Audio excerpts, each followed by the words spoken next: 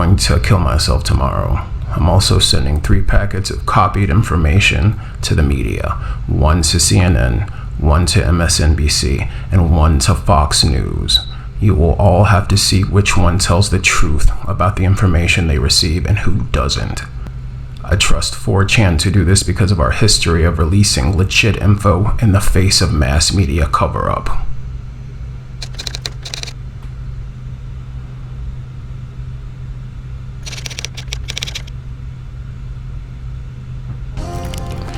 These were the alleged words of a man claiming to have worked for Jeffrey Epstein and his handyman before he took his own life. Just hours before Ghislaine Maxwell, the alleged child sex trafficker and abuser in league with Jeffrey Epstein, was arrested by the FBI. This disturbing confession appeared on a popular image board that is oftentimes used as an outlet for whistleblowers and leakers due to its anonymity. In this multi-post confession titled "Story Time with a Dead Man," an alleged professional driver and security guard meticulously describes the inner workings of not only Epstein's sinister lifestyle, but the other elites as well, including both politicians and some well-known celebrities. The following is a complete and unedited story. I am not debating the validity of any of this information. I'm simply providing the information that was covered by several major news outlets without censoring some of the information. It could all be horseshit, however, for all we truly know, Epstein may have faked his death and he had dirt on several powerful people, and power, much like energy, cannot be destroyed. It simply changes forms or hands. That said, I solemnly present to you Story Time with the Dead Man. I have been a professional driver / security guard for a circle of very wealthy people for almost 8 years. I started out by working the door at a private gentleman's club outside of the DC area. From that job, I was introduced to some employment managers for Jeffrey Epstein. Because I had experience as both a cab driver and a bouncer, as well as always overlooking and keeping my mouth shut about the drugs and prostitution my employers at the club profited from, they thought I'd be a good fit to work the weekends for Mr. Epstein. At first, I didn't do very much, definitely nothing important. I would run errands mostly and do anything my manager, who reported directly to Mr. Epstein, wanted me to do. So the gardener calls out sick one day. It would be my job to mow the lawn in his place. It was sort of a floating general helper type job. Inevitably, I ran into Mr. Epstein every now and then, and he was always very personable, enthusiastic, happy about life.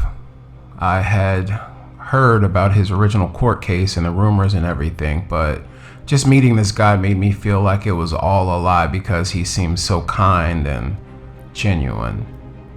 I thought he really was just this hotshot money man like Bruce Wayne or Tony Stark, that type of figure. And I think ultimately that's how he wanted us to see him. His God complex was, to say the least, very well developed. Eventually, I was trusted with bigger jobs. I think I got a good reputation because I cleaned one of Mr. Epstein's bedrooms one day. There was, to my dismay, a mixture of shit and cum on the bed sheets. I dealt with it professionally, though, and I didn't say anything. I knew that by then, someone was always watching. There are cameras in almost every single room, save Mr. Epstein's private office and regular bedroom. He had several bedrooms, but one was his favorite, I guess. His main room. I never mentioned it to anyone, but I still gotta thank you for my manager for being discreet. One day, I was asked to go pick up a masseuse from a bus station. I didn't ask her age, but she couldn't have been more than 16. But as I said, I didn't ask her age. I knew better. I got a really bad feeling in my stomach because at this point, denying Mr. Epstein's taste would be borderline irrational, so I did my job. I took her to his house, and a few hours later, I took her back to the bus stop. She was crying, and I didn't talk to her about it. A few weeks later, I did it again. Now my manager tells me that Mr. Epstein would like me to take over his various pickups and drop-offs. They called it cutie duty. Fucking barf. But it was more than just girls. I would pick up drugs and other assorted packages, most of which I had no idea the contents of, but as far as I was concerned, the less I knew, the better. I was getting paid very well for the amount of work I was doing. In a given day, I spent 3, maybe 4 hours doing anything that could be considered work. The rest of the time, I either sat in my car browsing 4chan on my phone or inside pretending like I was rich and this was my house. For this, I was being paid $75,000 a year. More than I'd ever hoped to ever have made in my whole life. When I took over doing most of the driving, it went up to $115,000 a year. And every time my job became more illegal, the money would get better. That's his tactic. He knows that people will do just about anything for the right price. I just want people to know, I guess, call it a public confession because I'm guilty. I guess I don't care that much because I'm gonna be dead. I've done things I can't forgive myself for, and I think they'll have killed me anyway. I'm gonna do it on my terms. Anyway, Mr. Epstein is very shrewd. He pays you a lot, but not enough for the shit you have to do, and he tries to find the absolute least amount he can pay to keep you doing it. For me, disgracefully, that was around $150,000 a year. So I stayed on cutie duty for about 4 months. Then Mr. Epstein took a trip abroad and he loaned me out to another family. The Romneys. Now, keep in mind, I never met Mitch Romney, and I don't think I even worked for him. I just worked for the family. I reported to an employment manager as usual. I was tasked with driving a young man named Cole around wherever he wanted. Cole was probably 22 and already had his license suspended for drunk driving. He lived in a huge house out in the middle of nowhere outside of Boulder, Colorado, and man, was it beautiful. I could have stayed there forever. If I could have, I would have. I suspect it was a vacation cabin. It's basically a mansion owned by his parents, but I digress. Every weekend, we would drive into the city. He would get shit-faced drunk, find a woman or a prostitute, and I'd take us all back home. Cole was a total piece of shit. If you remember the scumbag Steve memes, just imagine if Steve's parents were multimillionaires, if not billionaires, and you'll get the idea. So, one Sunday morning, after a typical Saturday night, I report for duty at 8 a.m. sharp, knowing damn well that Cole isn't going to get up and drag his ass out of bed until at least 3 p.m. Here he comes hobbling down the driveway in his socks to my car. He usually texts when he's up, and I come inside and start cleaning up his messes. No text today. He comes over to the car as I'm stepping out. He says, hey buddy, we got a problem, but it's not that big of a deal, okay? I say, okay, let's see it. We go inside, upstairs to his bedroom. His girl from last night is lying face up and her mouth is pooled with vomit. She is most definitely dead. Far as I can tell, she overdosed on whatever combination of prescription drugs they were doing, passed out, puked, and then choked on her own vomit.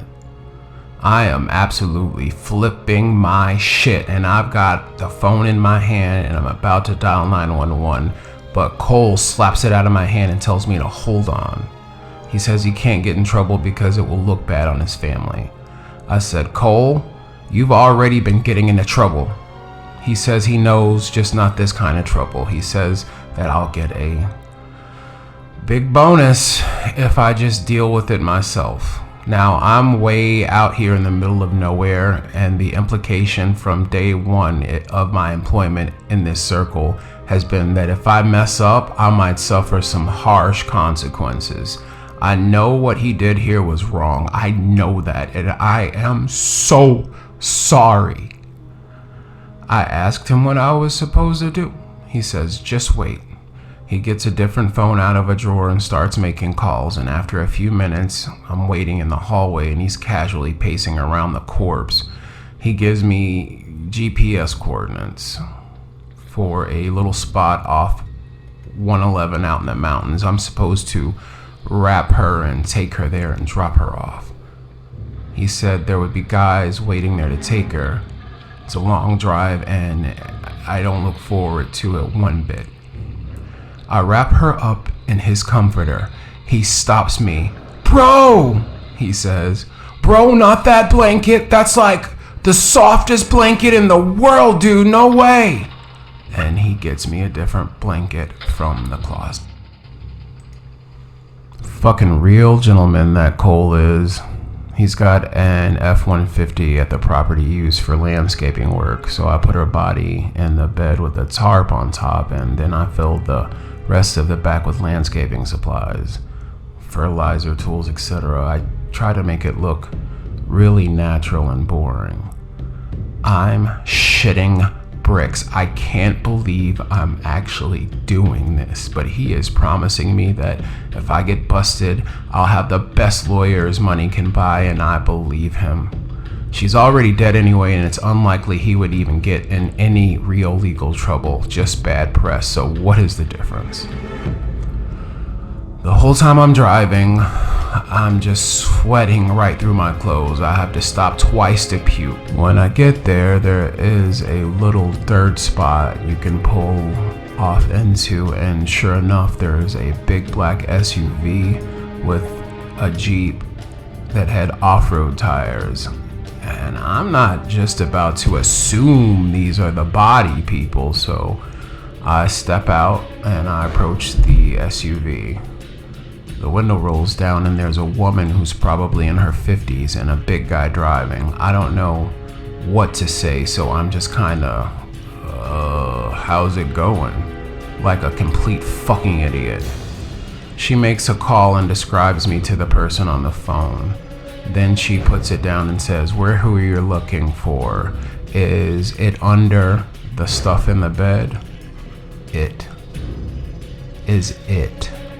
We're talking about a human life. She has a father and a mother and a family somewhere. It. I say, yeah. Do you need help? She says, no, take a break. So I walk into the trees a little bit and smoke a cigarette or two. They've got her out and they put her in a Jeep, and about 5 minutes, the woman tells me to drive, wait 15 minutes before I leave, and then they pull out and drive away. The Jeep drives further into the woods. I wait maybe 7 minutes and then I leave. I got a text later telling me not to ever leave early again. It was from a blocked number. So when I get back to the house, Cole is sitting at the kitchen table eating a massive bowl of Fruit Loops with a big serving spoon, watching Love and Hip Hop. This man is like a child and he hasn't even gotten dressed yet. He asked me to wash his blanket and sheets. I do it. We got really drunk that night, and Cole tells me that this has happened twice before and it's always fine. He says he's like Scarface and shit. I hate him. The remaining few months go by without incident, and he gets his license back, freeing me at last. Mr. Epstein doesn't need me at the time, but I did get a referral as a reliable driver to the bigwigs at Def Jam Records, who assigned me to work on Rihanna's crew while she promoted Talk That Talk at the time, her 6th and newest album. I never met Miss Rihanna in person, just in passing now and then, but I found this job to agree with me a lot better than the others. I drove a van stacked with promotional gear from city to city when she toured, and a few times I was sent to pick up Molly, and I was taught to use test strips to test it for purity. If it wasn't pure, I was supposed to walk away, but it was always pure. There are circles within circles of connections. I believe that there is an entire shadow economy strictly for the rich and famous to get their rocks off collectively. One thing I did learn about Rihanna is that she enjoys young females as well. I was sent to pick up 2 young girls and bring them to her hotel room. Of course, I was met outside the door by someone more important than me. This struck me as odd because, as far as I understand, Rihanna is not a billionaire like Epstein, but she was even more insulated and protected than he was. I'm sure a lot of that has to do with just personal choices regarding security, but I get the picture that in this world, influence and money both equal power, and Rihanna, especially in 2011, 2012, was highly influential. All I had to do was mention her name and girls would get in the car just like that. So the most noteworthy thing that happened while working for Def Jam is when Rihanna had a party to celebrate the end of her tour. Everybody was there. I mean, all of the pop stars were there. Jonas Brothers, Lady Gaga, Justin Bieber, even a few old heads like Elton John and some actors. I noticed John Travolta for sure.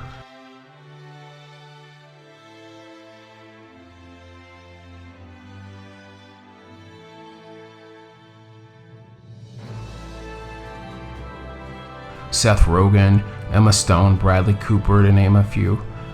For this party, I was of course tasked with getting entertainment. They wanted as young as I could get and as many as I could get. Ostensibly, they were being hired to be wait staff and valet drivers, etc., but the plan was to switch it up on them when they actually get there.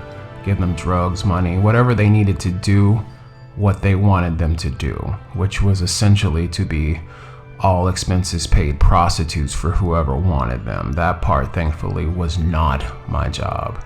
I'm just the piece of shit who tricked them into going. I picked up 5 young girls from a mall, a couple of teenage boys I found walking along the road, and I got a hold of an escort company to fill it out and make it an even dozen. The ones from the escort company were not underage, and I was severely chastised for it. My manager basically asked me if I ever wanted to work again. I said yes.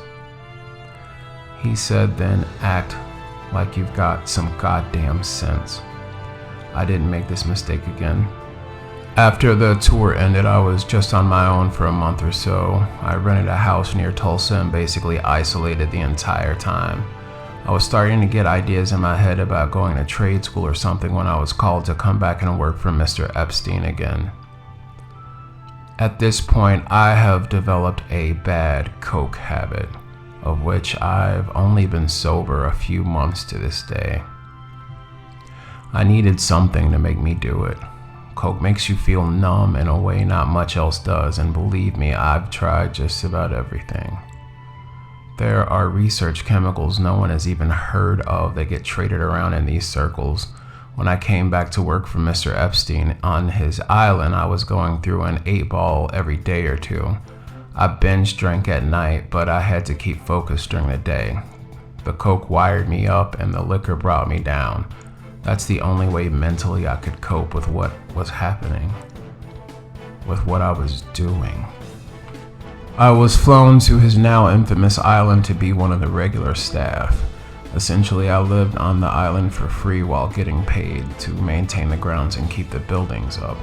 When Mr. Epstein was there, obviously he would bring his own entertainment, so I didn't even have to do that. I thought, this sounds like a fantastic deal. Island paradise, great wages, not much real work, count me in. Of all my sins, I believe sloth is the most damaging one I indulge in. I always look for an easy dollar, and that is why I am prey for people like this. Now, first of all, the island is like paradise on earth. It's always a comfortable temperature.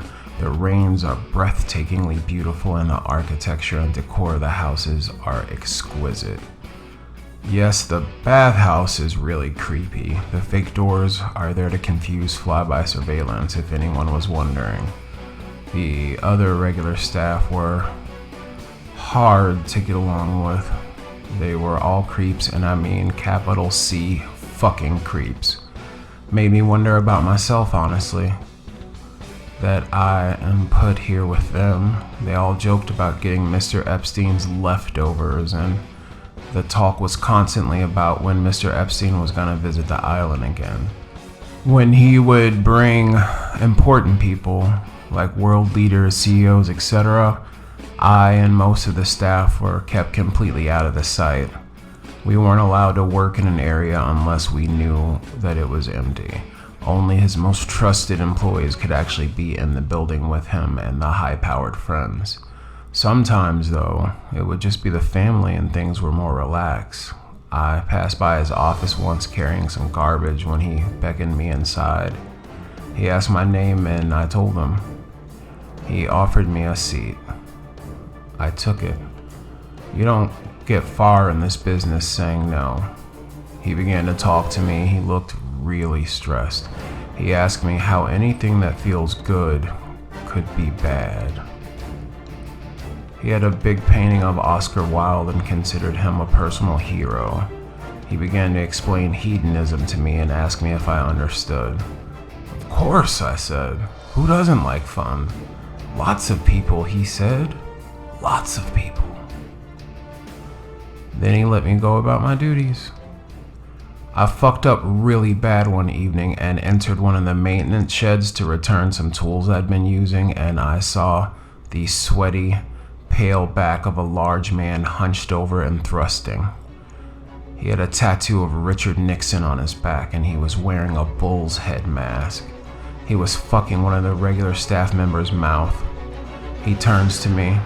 I'm just standing in shock, and he says quite angrily, "Do you mind?" And I slam the door shut. As I'm closing the door, I get a glimpse of my coworker's face, and he was crying. I googled Nixon back tattoo later and realized that that man was Roger Stone, who I'd never even heard of up to that point. I knew I was in deep shit. The next day, for 2 weeks after, I got all the worst jobs. Trash pickup, cleaning toilets, scrubbing his boats. It fucking sucked, but I kept my mouth shut anyway. As far as I understood, my pay had not been cut, so whatever. I'll do the shitty jobs where I'm by myself, because at least, hey, I'm by myself. That was fine by me. I'm not a good guy. If this was the movies, the Punisher or whoever would rip my spine out through my back, and I deserve it. I'm not a good guy. Anyway, things started getting really tense on the island from that point. People started making little comments to me about being nosy or minding my own business. I was starting to get worried that I'd be branded a troublemaker, which you don't want to be. Things turn very quickly in this business. And that's how they've kept a lid on it for so long. Any small mistake and you're out. Most people are let go with NDAs, as the understanding is they'll be watched for the rest of their lives, which ultimately is how I got out as well. After Epstein died, they cut me loose. I guess they figure since he's dead, nothing I'd know would matter anyway. They're probably right. Honestly, it probably won't matter anyway, but the rest of my time on that island was pure terror. I was just waiting to be taken away, or worse.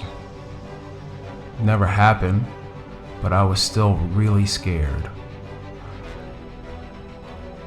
I saw a few of their weird plays they would do around the bathhouse. Mr. Epstein had a little portable stage he would get set up. He would wear the bullhead I saw Roger Stone wearing and give a big speech about what he called freedom. He would say that this island is the only free place in the whole world where everyone can do whatever they want. Bullshit. Not your employees. Not the children you bring here. Total bullshit. Everyone would cheer.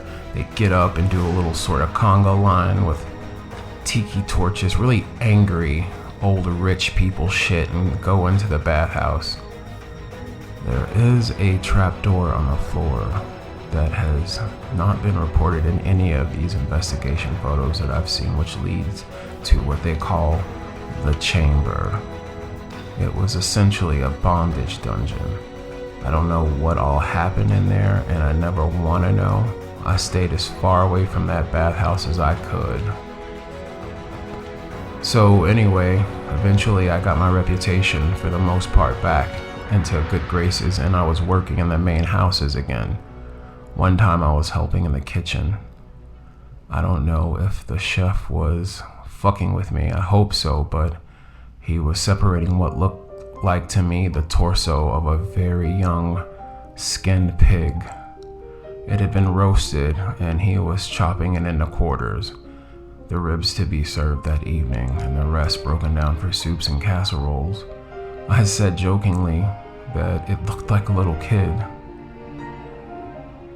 He just gave me this awful stare, this awful dead-eye look for a second and said, "Watch it." I worked on that island for about a year. In 2013 through 2014, Mr. Epstein chose me and 2 other trusted employees from the island to come with him to a winter retreat in the Swiss Alps. He owned a small, billionaire small, mind you, cabin, again mansion, and wanted people he knew he could trust because most of the staff would be local hires. Our job on the surface was to help manage all the employees like supervisors, basically. But the unspoken task would be keeping everyone either in the dark or quiet.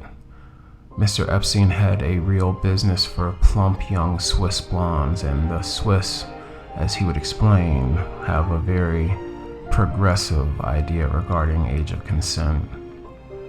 He viewed this as a more relaxed way to do what he does, more casual. Part of the thrill for these people, I think, is in the fact that it is illegal and they could get into big trouble. When they go to places that are more friendly with the idea of an older man having sex with a 15-year-old, it's to take a break, so to speak.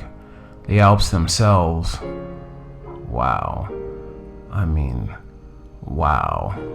I've been all over the United States, and nothing in this country compares to Europe in terms of sheer beauty. Sometimes early in the morning when I'd come out of my cabin and stretch looking at the trees, smelling the crisp, clean air, just for a minute I'd forget what I've done and what I'm doing. When it came back to me, I'd have to fight back tears. I want the mountains there to be the last thing I think about before I die. So I've not been there 3 days when, while me and 2 from the island are doing bumps of coke off a butter knife in the lower garage, a boy, maybe 14, skinny, blonde, pale and naked, comes through the doorway right towards us. He's speaking French, but I think I got the gist of what he was saying. He was asking for help. He looked hysterical. Immediately, my 2 friends were out of there. I told him, calm down, it's okay, I'm gonna help you. I just wanted him to feel better. This all took maybe 30 seconds before one of the nannies came in. He looked at her confused, and I get the picture he was trying to decide if she could be trusted. She couldn't. She shushed him and put her jacket over him and took his hand. She was speaking French as well, and it sounded like a mother consoling a frightened child. She led him back into the house. I did not see him again. I never mentioned it to anyone, and no one ever mentioned it to me. During my last couple of weeks there, I witnessed firsthand the murder of an independent journalist.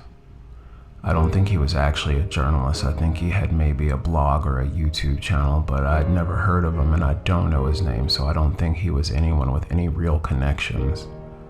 He was one of the local hires, a dishwasher, and he was seen with a cell phone out, possibly recording. Me and the other two from the island were asked to go check it out. So we go get the guy and ask him to empty his pockets. Sure enough, he's got a phone. We told him to unlock it. He wouldn't. One of the other guys made a call, came back and slugged him directly in the nose. I think he broke it because there was blood just pouring out and the guy started screaming. I don't think he'd ever been hit before, but me and the other guy held him down. Fuck it, I will say their names. It was Robinson from South Florida and Harper from Nevada. And I were holding him down and punched him again. I told him to unlock his phone. He complied this time, and sure enough, there were pictures and videos from inside the house.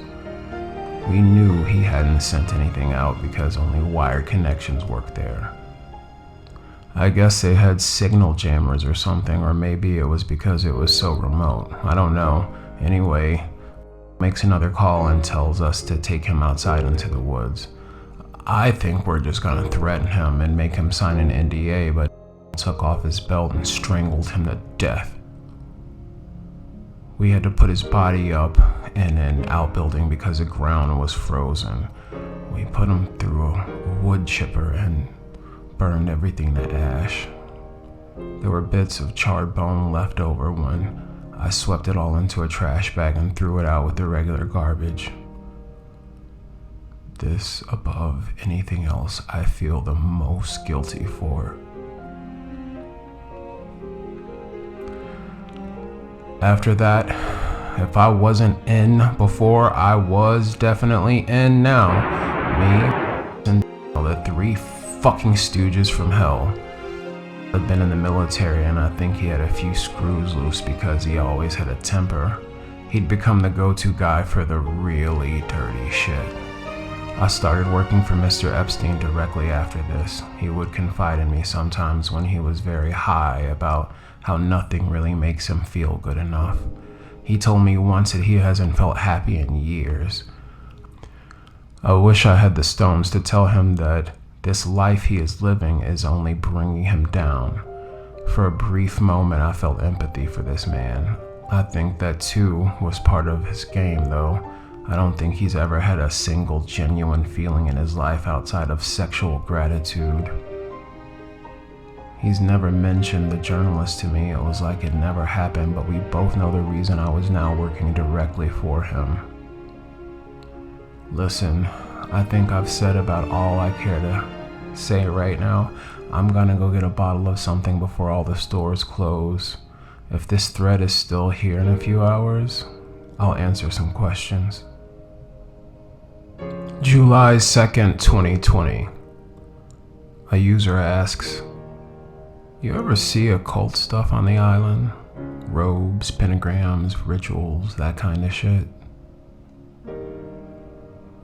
They called them plays and theater, but from my eyes, yeah, I would say the speeches and stuff I saw looked a lot like rituals. The bull's head mask was scary. I mean, it was a rubber mask for sure, but whoever spoke would wear it all night. After they would come out of the chamber, the masked person would roam the island at night, and it was generally understood that if you see them, you are to avoid them at all costs. When they wear the mask, they're like animals. They just wander around from one carnal satisfaction to the next. Food, sex, sometimes violence, whatever. And they could do whatever they want. If they came to you and told you to suck their dick or whatever, you would have to do it. It never happened to me, thankfully, but I made sure on those nights to stay out of sight.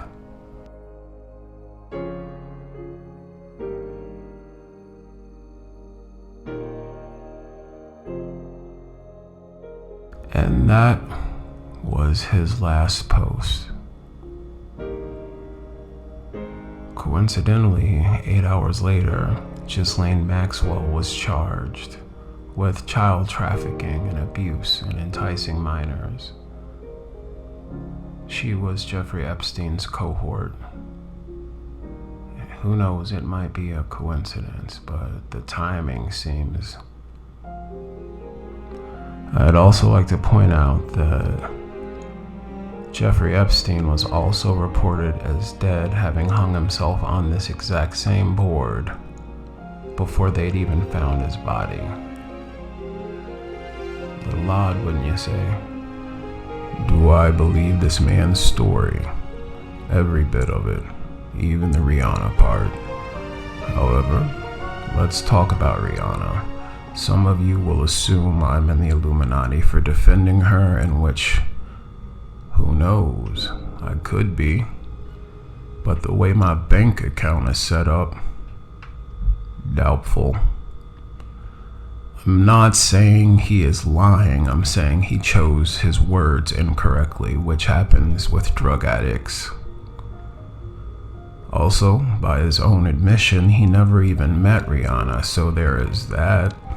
He was referred to them because it was established that he was good at moving dope and picking up girls. He was referred to work for Def Jam, not Rihanna. He even states he was stopped at the door by someone more important than him when he delivered the girls. Gee, who could have possibly have wanted young girls and dope outside of Rihanna at that record label? Not to mention, Rihanna was a goddamn child herself. And lastly, who told him to go get the girls if Rihanna didn't? Because it seems like to me that is the person he should be assuming really wanted the drugs and the girls and told you to use Rihanna's name to help grease the wheels. Or in his case, I suppose it would be training wheels. And let's pretend that in some crazy alternate reality, Rihanna is in the Illuminati and is banging out 15-year-olds at Comet Ping Pong while Hillary Clinton's mixtape is bumping on the speakers. I'd still have a question. Is it acceptable for a 40-year-old man to begin identifying as a teenage girl? I'm asking for a friend. It's me. I'm the friend. Alright.